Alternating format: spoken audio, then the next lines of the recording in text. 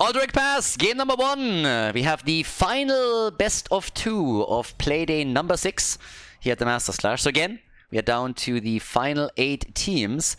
And yeah, it's been a wild ride. We had some wild games here. The best of 2 system has, of course, a couple of downsides, but it has also some upsides. And one of them is every single map matters. If you win both, then it's 3 points for you. If you tie with your opponent, each team gets 1. And right now that we're finding ourselves in Aldrich, it is the Bang Bush going up against Oxygen Esports, aka the Hardos. So the Hardos are in the house, playing here for the Masters Clash and the CCL under the name Oxygen Esports right now. So a little bit of a deal with them. And they're doing really, really well in the standings. But the Bang Bush, these are 2 teams that find themselves in the top 3. And both of them want to stay there. So both of them want to stay in the top 3, try to really cement that position, make sure that they get that direct ticket to Paris, to the offline event. And that's something where we're going to find out now which team can do that and which team might still have to be a little bit afraid that they are not making it in the end after all, because there's obviously a few that are trying to push into that top 3 slot. But yeah, we got Sylvanas and we got Rega here for Aldrich Pass. Big map. Anubarak this time banned. Now keep in mind, one of the reasons that Anubarak gets banned here, I mean there's multiple, obviously it's also a bit of a meta hero that can be banned if you feel that your opponent is going for a dive composition. But Anubarak can be really annoying on Aldrich Pass because he can move to one of the prisoners camp and can easily just spawn beetles, let the grunts attack the beetles, and then while the grunts are still there, he just channels the prisoner camp and can therefore all of a sudden just solo pressure the objective. And pretty much nobody else can do it the way he can. So that's one of the reasons why Nubarak is more of a highly fought over commodity here on the map and gets in this case even banned. But yeah, Zeratul gets banned. We got Hanzo. Brackwing is in, so a little bit of global actions. Dehaka technically is still up. Could maybe even see a ban here, but we also have false stats, so the birdie is out. And Bishop's got his Hanzo. Gotta admit, bit of a shocker. His Junkrat got banned, his Hanzo they let through. Let the arrows rain. Tyrael ban. I wonder if they are playing Sergeant Hammer at some point. If Oxygen also against the Bang Bush, depending on what map number 2 is, if they are just being like, alright guys, it's Hammer time. But for now, we got Bad Benny. Alright, so apparently we don't even have to wait for the second map. Okay. It's Hammer time already.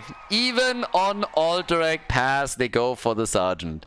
Aldrich Pass, it's time for Sergeant Hammer. This time it is Nick who's playing it, so he's going to put his extra spicy build up again. Unless they switch it around. If Hazo swaps with him, of course, which I don't expect, then Hazo's going to go for a standard build with her. But Nick always has his own take to it. Now we got Laubaut ETC. That could even be a stage dive onto Hammer in the back. And we got Gul'dan too. So we have Horrify. We have a lot of CC, especially after level 10. With Horrify, with the Shockwave, with Hanzo's Arrow, Brightwing with the Polybomb, ETC. So that's quite a bit that they can use here. And then again, on the other side, what are we getting from Copen now? Copenhagen with the final pick for our first map in this series.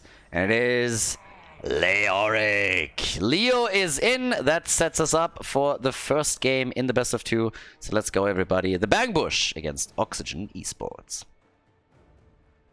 Oxygen Esports against the Bang Bush. On the left side, we got Bad Benny on Muradin. We got Leo played by Copen. Yasu's playing Rega. Hazu on Sylvanas. And Nick is playing Sergeant Hammer. Yeah, with the advanced artillery as his level 1 talent.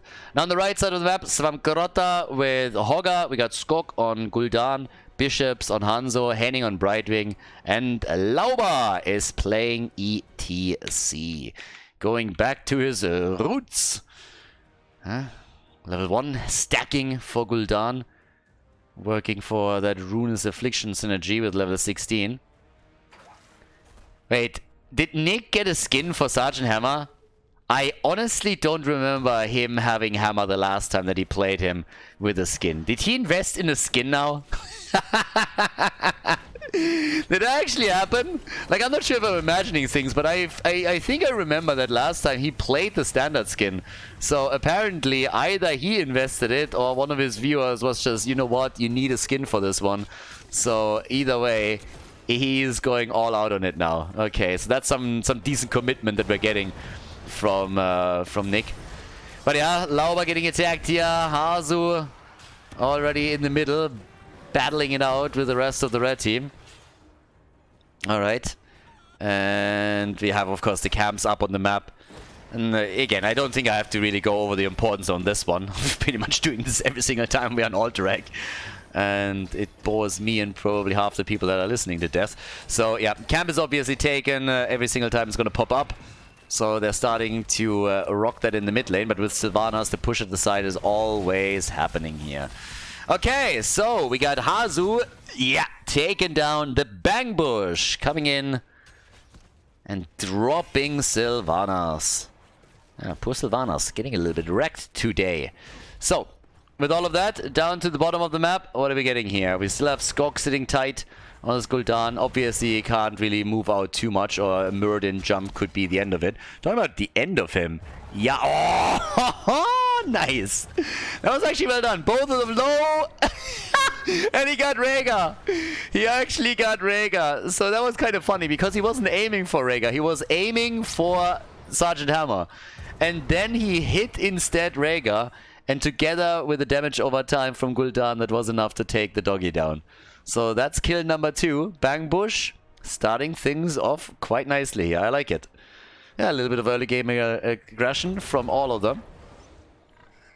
And that was pretty sweet. Okay, now either way, we got 2 kills to 0. We have in the mid lane. Yeah, Rhaegar sitting tight. The camps up, by the way, are now popping up. And all the way up towards the top. Money Pig for Svampgrotta. Attaboy. There we go. Spray game is also on point. We're getting Alarak a little bit. So yeah, Gucci on that one. But yeah, again, it's the regenerative biosteel for Nick. Now, I said it before, I said it in the draft, but if you haven't watched his recent games yet, he has his own take to Sergeant Hammer. Now, obviously, normally when you're talking about Sergeant Hammer, you will see the Unstoppable on level 4, but Nick plays it a little bit differently. And that also includes his level 16, where he doesn't even go for Giant Killer. So there's a couple of talents where he just deviates away from the norm. Obviously, even he is not crazy enough to replace his level 7 talent, because that mobility in Sergeant Hammer is what that hero at the end of the day is all about. But yeah, definitely something to keep in mind here, that Nick, as per usual agreement, has his own individual take on things. Now, with a pause here in the game, we can again focus a little bit on the middle. Now, keep in mind that we now are in an area where the objective is up for both teams. If you have a Nubarak on the side, then we have these engages that I talked about during the draft, where Nubarak can simply move in on his own and occupy both of these grunts with beetles. But here that's not the case, so I expect the camp to be focused a bit later. Not before level 7 talents for sure, as you can see here. Now they're already going for Copen a bit on his Leo. But there's a level 7 now. So we're getting slowly but surely a bit closer to level 10 abilities. And Gul'dan coming in first. Hunger for power. Already the auto attacks here at the bottom of the map. Now that he has his hover siege mode, he can of course easily utilize that. We got the purification over here as well. And it seems like the blue team is the first one that at least theoretically tries to make a play for the camp. Benny at least came in and try to do a bit of damage here, which so far hasn't really worked out yet, but I mean, again, gotta start somewhere. So with 2 kills to 0, they're still behind in experience, since the blue team has just done a bit better at soaking the lanes. And they also have, of course, still the sergeant that is occupying people. The annoying thing with Hammer is that you always seem to be having to push into Sergeant Hammer. And that's where level 10 abilities for the Bang Bush are going to become interesting, because especially ETC has the chance to go for a stage dive and then really just try and jump into the backline, jump onto Sergeant Hammer, for example, or at least force her to reposition. I'm talking about forcing things. They're forcing Hazu here. Can they get that kill? Close call, but nope, they cannot. Yeah, Muradin also a bit low. Benny gets out before Lauber is able to ride in and take the power slide. They're dishing out nice damage. I really like the way that they're playing aggressively with continuous poke, hoping to eventually get a kill here. But as I said, level 10 abilities are going to become very interesting now. Nick most likely going to head into Napalm again, as he did the last few times too. Hazu more a fan of the blunt force gun. But they are already taking the structures down right now. Hammer is just annoying. Very, very annoying here. And proves it once again. So already good damage from Nick. But of course with Gul'dan against him, it allows the bad boy here to stack a little bit more easily on his level 1. He's sitting at 17 now as we're heading into level 10. So yeah, there's another couple of hits for him. Level 10 is now ready. And all eyes on ETC. He goes Mosh Pit. Okay, he goes standard. No attempt to force something against Sergeant Hammer. Just simply Mosh Pit for him. No surprises, honestly, on the ults. Napalm as expected. Oh, nice Veiling Arrow. Good counter from Bishops, and that saved Glauber's ass. With 400 hit points, are you kidding me? That would have been the end of him. So Bishops himself might now be in trouble. And gets the assist from ETC. But the camp is likely going to be claimed now by Oxygen Esports. So that's actually really well done. If they can get this now, Henning stops it. 2 seconds in, that's a big lead. Horrify is already out, but they cannot get anything out of it. But at least they didn't lose the camp yet. That was clutch though. 2 seconds, not a lot of time. So as it stands, we have 20 stacks for Gul'dan. Nick is still completely left alone in the bot lane and can go through the entire wall and claims it without any trouble whatsoever. Yeah. And towards the top, we now have Brightwing going up against Hazu. Everybody's just a little bit afraid running into some kind of aggression and getting ganked up on. Now, the red team is also making plays for the prisoner camp. They want their raiders out, but they are, of course, way behind. They got to win the fight if they want to have a chance here. Mosh Pit is in. Nice. Saves him for now, but I think eventually Lauber is going to fall. And with Rhaegar jumping in for the final bite, that is the end of ETC. Rhaegar was hungry. The doggy needed some food, and well, he got it. So now bot lane is still continuing. Objective is taken by the blue team. And guess what? They also... Oh boy, yeah, that unfortunately missed. Swamgrota trying to lock Nick down, couldn't. But that's a fort that will fall, 100%. And thanks to the camp in the middle of the map, they might get that one too. So they got the camp, which is nearly defeated. But now the raiders, or the cavalry, is going to come. And Nick has already done significant damage at the bottom of the map and is continuing with this further. So yeah, things are looking good. 22,000 damage for Hanzo right now. You got 20,000 damage for Sergeant Hammer.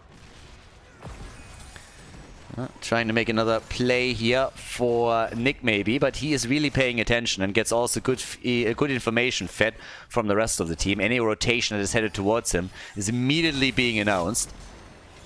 But yep, that is. They get... Do not tell me they're not getting that fort. What?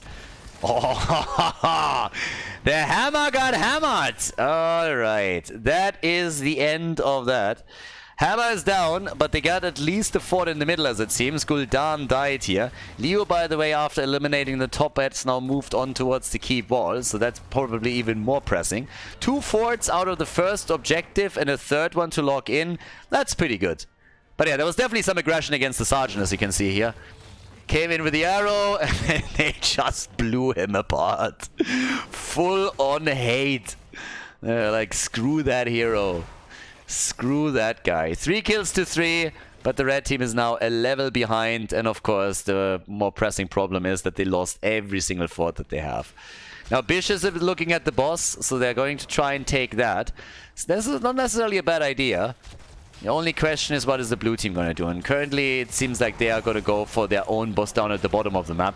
With a lack of information on the map, they're obviously already suspecting that there's a play being made here topside.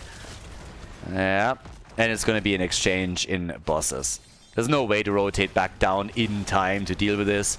So, yep, there it is. 3 to 3. And goodbye. So, each team gets a boss. Now, Swamgrota can actually do a bit more damage up at the top and can really try and enhance this push. And it's not like they're running Sylvanas here, but he can at least help to take a few of these minion waves down. Seems to be... yeah, I was just about to say, I would have probably tried to get that AoE in first, and then Hearth back to at least take the minion wave apart, but he will have to help out down here one way or another. Because the problem is not only that the boss is pushing, but of course you're also having Sergeant Hammer assisting from the back, and to make matters worse, there's Sylvanas to consider too. So this is likely going to be a keep already, but there's little you can do against it. Topside boss is taking the fort down, but there's level 60 now that's coming up next, and that is the first keep gone. So one armor shield is already removed from the opponent's core. That's where they're sitting with that now. Yep, Leo at the same time. And as expected, again, I talked about this a bit earlier, Nick not going into the Giant Killer. Nope, we're gonna see the mechanical know-how once again. And I know there's some people that immediately will say, well, there is no Diablo on the other side, or like Murden's, only ETC. But again, he does it against every hero. Last time he did it against Dibbles, so he doesn't care. Now, some people that think that you only take Giant Killer or some talents, like the bigger they are, against certain frontliners, not really the case. Now, especially on Tigers, you have, of course, a bit more flexibility usually in your talent choices, since by now you can even play the auto-attack build. But bigger they are is still one of the main talents that's being taken. Depends a little bit also on the map. Again, Tiger's more flexible. But on Sergeant Hammer, that Giant Killer talent on 16, very much so the standard. And I have never ever seen anybody take anything else since the days in HGC until Nick decided that he wants to go for the mechanical know-how instead. So yeah. But he has his own approaches and they're working for him. He does it with Li Ming as well when they're playing Battlefield of Eternity. And he's a bit unique in that. And it has been a discussion for multiple players in the past. But yeah, that's just Nick for you. But again, whatever works for him, right? Arrow soaked by Rhaegar. Nice. So Hammer isn't even affected by it. Gul'dan is already down. And they're really trying to get the next objective so they can take a few more keeps down. And leading this with one kill is great. Lauba is forced into the mosh pit again. But the problem is they cannot deal with this. They're losing Lauba, they're losing Bishops. Now with 3 heroes dead, only 2 survivors. And they're going for the core. With 2 armor upgrades there, they're going for game. Alright, that has backfired multiple times in the past. That's a bit of a ballsy play there, I gotta say. Now, you can pull that off, I suppose, but you don't see that a lot. Most teams will not attack the core until there's at least 2 of the armor shields removed. And they're at 50%. They're trying to go for the kill here. We already have Gul'dan back, and he doesn't have Horrify. But guys, I'm not so sure. They really need to barrel down on this one quickly if they want to take it, because the rest of the team is going to be there soon. But it seems like they can pull it off. They come in with the damage, and that is game. Nicely done. Great call from Oxygen Esports. They take the lead in the best of 2. Before we head into game number 2, make sure that you subscribe to the channel if you haven't done it yet so you don't miss out on any future content here on Khaldor TV. Game number 2, we are headed to Dragonshire. Oxygen Esports with the victory against the Bang Bush. Extremely well coordinated. Great call, 12 minutes in. That combination between Sylvanas and Sergeant Hammer was of course incredible. It was crazy. So much push power, and it worked incredibly well for them. Now that we're heading into the second game, Bang Bush has to step it up a little bit. But I gotta admit, that call to go up against the core was a bit ballsy. I mean, it worked out well for them, don't get me wrong, but we have seen multiple teams in the past that were trying to take the core down before the second armor shield was removed, and it backfires quickly. And the problem with that core is it regenerates. So if you fail, your opponent is going to be up to a full core again very quickly, and you lost all the advantages on the map very likely. So that's the thing. But anyways, now that we are headed into our second game of this best of 2, we'll figure out what's going on here and if Bang Bush can bring this back. They decided that they wanted to have first pick, first ban. As a losing team, they have the option, and that of course left the blue team with map choice. And they are lately favoring Dragonshire very heavily, and well, that's exactly what we're going for here. So, we got the ban on Blaze. Now, Rexa is, of course, always an option for Dragonshire. Dehaka, Urel, great top laners here. Any kind of mobility in global is always going to help you out. We haven't seen the birdie a lot lately, but Falstad can still be played too. And the first thing that is gotten rid of is Lulcio. Okay, so a lot of Overwatch bans already. Every time I'm seeing Overwatch heroes, I have to think about like the Overwatch 2 beta. I sometimes see that trending on Twitter, and apparently the beta was played, and tons of people watched it. And I was just like I had the opportunity to get a couple of beta keys for the beta, at least one for myself, and I was just like, why would I give a fuck about that game? So I just totally didn't get it. And then somebody told me that one of the main reasons why they had so many people watching is that they raffled out beta keys again to viewers. And once that was over, apparently the numbers absolutely imploded. So yeah, I don't know. I haven't really played it, but I heard they made a lot of things actually worse. So one of the best things is obviously they finally reduced the team size down to 5. So that was a smart move. Makes it a bit easier for esports companies and tournaments in general to run stuff there. But yeah, Overwatch never caught me. It was fun at the start, but never something where I felt that the esports approach that Blizzard was riding there made sense.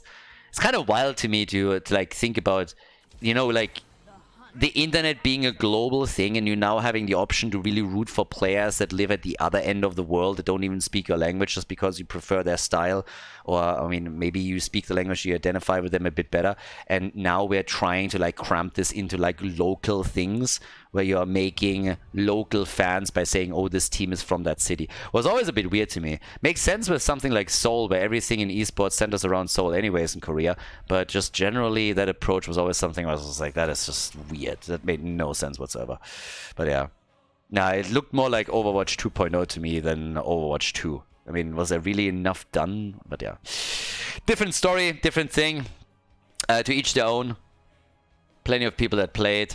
So, yeah, as long as they enjoy that. The one thing that I hated all the time is when we had like these crossover events where you could get, for example, a skin in Overwatch when you played a certain amount of games and heroes. Boy, those weeks were the worst. They were the worst because Blizzard also came in and didn't even tell them they need to win the games. They just told them, hey, you have to play an X amount of games. So these fucktards just came in and inted all day long, ruined games continuously. And they were like, I don't give a fuck about this, I just want my skin. I was like, yeah, thank you. Great incentive. Can you at least tell them they need to win the game so they at least try? That happened once when I just moved over to the US and had to play up a new account. Hell, I tell you, hell. Anyways, Hava gets banned. So this time they're done with this. On Dragonshire, they don't want to take that risk. We have Tyrael for Benny. Sylvanas is still there. And this time we get Yasuo and Karazim. So he's taking a page out of Smexy's book. And is trying to be aggressive with that. Murden for Lauba. Bishops is actually playing Lunara.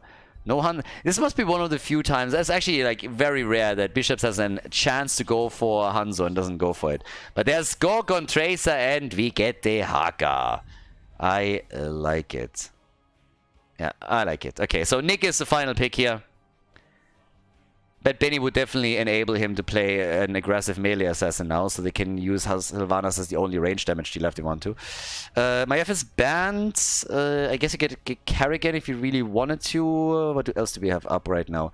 Genji has also been banned out. Okay, so I wouldn't mind a Kerrigan, but I think... Oh, Phoenix. Okay, didn't have him on my bingo card. All right, let's go. Game number 2, Dragonshire between the Bangbush and Team Oxygen. Oxygen Esports with the lead, and we got the Bangbush with a chance to tie this one up. On the left side, we got Bad Benny on Tyrael, we got Hazu on Sylvanas, got Phoenix, played by Nick, Corbin on Orga, and Yasuo on Karazim. Over on the right side of the map, Svamkarota with Dehaka, we got Skok on Tracer, Henning on Rega, Lau on Murden, and Bishops on Lunara. Going full Bambi on us over here. Alright. Ardent Restoration on level 1. We're going into our Colossal Totem build over here for him. And they're already going for the chase. Benny, careful! He's oh, that's gonna be a lot of kills. Tracer is dead, Rega is down, that's a double kill. And that's another good start for the blue team. Very nicely done. Oh boy, they're going for another one. Yeah, goodbye to Haka. That's 3 kills and they are chasing them down the lane. I mean, damn. Quite something from the blue team. So already a very good call towards the second map. Made it a very short one. But now... What? Yasuo saving Benny. So they got the tower, they got the kills, they have the lead in experience now. And then Yasuo also saves Benny, but Nick feeds at the bot lane. Reported Insta report on Phoenix. I mean, don't get me wrong, I endorse this kill. Only that Protoss is a good Protoss. Hashtag for the Swarm. But now they still are, of course, a bit ahead here. They got 3 kills to 1. They currently have a tiny leading experience, a little bit more time also to go for the camps here, which we're already seeing topside. So yeah, it's party time. They're going for the action and the aggression. Right, and let's see if they can get a little bit more out of this. Maybe not. Let's see. Tyrell is getting attacked in the mid lane again as they're aiming for the camp, but the invade isn't... Okay, it's not happening. A few too many heroes around. They dipped their toe in quickly and thought, okay, let's see how many are there, and then they were like, well, that's a bit too much resistance for comfort, so let's call this a day. Now, we got the level 4 talent for them early on, and they also are now guarding the middle of the map since the double control is headed for Oxygen Esports, and that rotation is just sweet. You got the camp arriving just as Sylvanas says hello, and that allows them to take huge chunks out of that wall, even with the defense that is being set up here. So Sylvanas trying to get away quickly. Dragonite still prevented, but the wall has completely fallen. So yeah, job well done. They also get the push at the top, so they got that camp too. I mean, this is pretty much a fantastic start for Oxygen Esports. I mean, you gotta admit, or at least realize, they're not going up against one of the bottom teams here. They're going up against a direct competitor in the leaderboard. Now, I would say that currently in Europe, probably the 2 best teams that we have are Oxygen Esports and Chili Mountain, so the Hardos and Team Wah. But Bangbush is up there. So that to see the blue team doing this well and just coordinated, that's pretty great. Against such a strong team, that takes something. I mean, it's easy to stomp a team that you completely outclass. It's not so easy to pull a very solid performance off against someone that will exploit every mistake that you make and punish you for it. But right now, Oxygen Esports, I don't want to say they're playing a flawless game, but they're playing a very tight style here. Crisp rotations at the right time, locking objectives in, getting these early game kills, and that they lost in the first fight, not even a hero, that was remarkable. So, nicely done. But at this point, what else? Topside, trying to go for another kill, diving real deep against Svampkarota. They saw that he was alone, sniffed out an opportunity, and took it. So that fort is taking significant damage, and we are only 4 minutes into that game. So already the fort halfway destroyed nearly. They go for another kill. They get Lauber. He just jumped over and bit off a bit more than he could chew. And now they're pushing with Sylvanas just past it. I mean, look at this. This is beautiful. These are incredible crisp rotations, very well executed, and always putting the Bangbush in a really problematic position where it's tricky for them to do anything. Now that might be a little bit too greedy over here, but I guess they're going to get away with it because Muradin wasn't there. But that was a bit more risky, but still, they just go from one... There's no wasted moves here at this point. I mean, every single move that they make either nets them a camp, nets them an advantage on the lane, gets them a kill, and they're just moving smoothly from one position to another. So this is great play from Oxygen Esports, very aggressive as well, and they're just capitalizing on every single mistake that they can find here, even if it's just a bit of a slower rotation on the opponent's side. So the Haka has to deal with the top now, which means down here at the bottom of the map, it's a 4 versus a 5. Nearly level 10 also for Oxygen Esports. And that talent advantage is, of course, going to become even more impactful, or at least will give them a lead that is very likely going to lead to another structure being destroyed. But Nick is feeding again. Nick goes down, second time. Yeah, this Hans guy, I don't know. I mean, really, they need this Nick guy back. Hans is just not cutting it here. So yeah, either way, getting the salvo, they get the counter kill, so Tracer is now gone. And thanks to level 10, they should be... Oh! They might be able to get another Dragonite because of that. 14 seconds? Level 9 is ready for the Bangbush. Maybe they get level 10 in time. But yeah, time will tell. For now, though, what are we getting here? Another quick attack over to Yasu and Hazu. Gather Copenhagen. It's another camp to be taken. And I guess they're going to push this with this camp. Or at least try to. Double camp even. So they have 2 already, and that should give them another fort. Yeah, they should be able to get this. Even with the Bang Bush being this close to level 10, I mean, if there's a kill opportunity, they're going to take it, but the structure at least should fall, and that is such a significant lead. They destroyed the fort in the middle, they have the fort at the top, now the fort at the bot lane is likely going to fall here. Maybe not even yet. Maybe not quite. Very low though. But here comes again the salvo. Mind control. Lauber. They mind control him again into the 7-sided strike. Bit of an old school approach here. Nick again low. Needs some healing. He's playing Genji. And gets enough so that he can make it out of the fight this time. But yeah, the fort is down. So all 3 forts are destroyed. And obviously this means that every time we are fighting over one of these shrines, we still have a fountain for the blue team, whereas the red team just doesn't have the opportunity to do anything about it. So Hazu goes for the interrupt, gets 1, and with Hogger reclaiming the top, this is all that they needed to do here. Just stall them in the mid lane long enough for that to happen. And as all of this happens, they are getting another camp right here. So this one is already taken. Mirrodin with the Stormbolt attempt didn't work out, but Benny might still fall. Benny! Yeah, he gets the assist, and Yasuo made sure that it works out for him. But this could be a Dragon Knight. Yep, they're getting it. No! Phoenix got it just in time. Phoenix got it in time. That wave was a bit too late, I think. But they still don't get the objective. So 1.5 levels behind, 13 is close.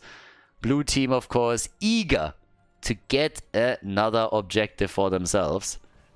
And, well, off we go. So, right now, they're taking the Siege Giants out on the right side. Easy performance. Get that one. We're getting a level 13 talents. And off we go. There's another play for Hazu. And he's dead. Hazu is down. Camps on every single angle. The objective is taken. They get the Dragon Knight. But Nick is lost again. So 4 kills now for the red team, but they lost the objective here. So Dragon Knight is moving through the middle, and just look at the minimap. We have a camp at the bottom of the map doing damage. We have up at the top another one that is pushing over the Bridge of Death. In the mid lane, we have another quick push onto the tower. The first one already falling. They're not going to accomplish more than simply taking the wall down, obviously. But that in and of itself is already nice. So yeah, that's what's going to happen here. Taking the towers down. Benny needs to make sure that he survives though. Dehaka died as he get ganked up top side. And I guess Benny dies too. Yeah, he doesn't sank up for this. Doesn't need to use sanctification. So it's another kill. At least the Bang Bush is getting a few kills in. So there's that. Yeah.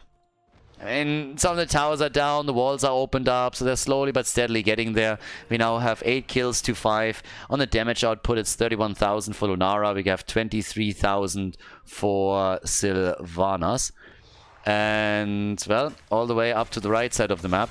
There's once again a quick play for the camp. So they're going to lock this one in. Last time it was stolen away from them, but now they have at least some top lane pressure. The game has calmed down a bit. Initially, it was the blue team just going for one kill after another, but now that we're talking about keeps, they're slowing this down slightly. Now, of course, one of the reasons is also that once they hit level 16, they will have a significant talent advantage for a decent period of time. But yeah, middle of the map, still I mean, Skog popping off, for example, would help. If at some point Lunara can just slowly poke them down with the Thornwood Vines and then Tracer comes in and gets a quick kill, that would, of course, help them to maybe drive that momentum. But for now, they are struggling. Dehaka is another asset that they have, since he can still give them experience on the side lane and then move into the fight when it happens, as long as he doesn't get ganked up upon again. But it already became a liability a bit earlier when he got dropped here because they moved towards the top. So now down here at the bottom of the map, got another quick player as they're making their move for another camp. And it's mostly the blue team that is really dominating these camps. And of course they have their level 60 now, which really helps with that too. We got in this case the Burning Halo in, the Headbanger, Cleansing Touch. So all of these CCs that we're seeing from the Bang Bush are, I mean, I don't want to say useless, but they're definitely easily countered by Kharazim if Yasuo does his job, and let's face it, he usually does. So yeah, they're stealing the rest of the camps away too. for the red team, it's all about getting getting level 16. And by the way, this is a perfect example of why the bot lane here on Dragonshire is usually attacked first, because they have now a talent advantage. They're timing a double camp on that lane and use it to push here. That's why that bot lane is so important, and control here is so crucial. Henning has the self-ancestral, but Sylvanas is already helping the rest of those camps to take that keep down. Now, it doesn't fully fall, but they're having it at 50% already. And now Copenhagen is here with his Hogger. The Haka is going for the Dragonite, by the way, so he's sneaking this one. Dragonite has been taken. They kind of ignored that a little bit and said, okay, it's worth it, but they didn't get the keep. So now the DK is moving in. First objective for them. They get the Sanct out and they go for Bambi. Lunara as dead. As dead as Bambi's mom. Hashtag spoiler alert. So, we got Rega also dropped and Muradin died too. So that Dragonite, while, I mean, it's nice that they have it, but that bad boy isn't doing anything. That Dragonite is getting an ass kicking, and that is it. Now, obviously, part of the reason why they got the Dragonite here in the first place is to simply deny to Oxygen Esports. And that's mission accomplished. But now that 3 heroes are dead, it seems like this might just be game. Another call being made. And guys, this is pretty much at the same time that it happened on map number 1. 12.5 minutes in, and they make a play for core and for game. And it looks like they can pull this off too. I mean, if not, then it's at least going to be really low and susceptible to a backdoor later on. But at 50%, this looks like it's an easy 2-0 victory for Oxygen Esports against the Bang Bush. Nicely done. GG, and a convincing victory for Oxygen against the red team.